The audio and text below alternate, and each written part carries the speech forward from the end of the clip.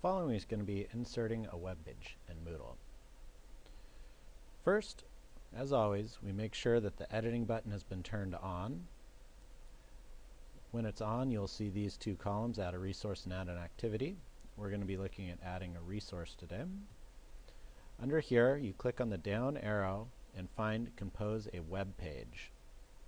The reason you'd want to use composing a web page is to have a fast access to either a Word document or a web page that you want to freeze frame in time rather than linking to a web page that may be lost or change its content later. So the first step is to create the name of this web page. I'm just going to call it Sample. Underneath that is a section called Summary, and this is just for the creator of it to make some notes about what it is. It doesn't need to be filled in, that's why it's black rather than red with an asterisk, so I'm going to skip that part. Down below we see Compose a Web Page, full text. This is where you would type the document you want to appear.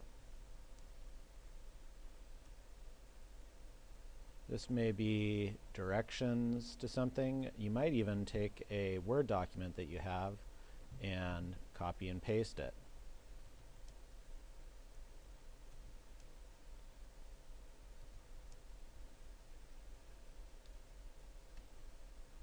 You can add bullets to these sections. Through this, you can link to other areas, or you could copy a text page into here and close down the links that appear in there. This also has a spell check and all the other features of Word, basic Word that you could set up. Down below, I'm going to alter the window to a new window and save and return to my course. Now upon clicking this, you'll see how it appears. It's now created a web page of that content. So if you had directions to an assignment in Word and you didn't want to have to download the document for each student, you could create it as a web page and it'll just appear very quickly on their computer like this. This has been the basics of composing a web page.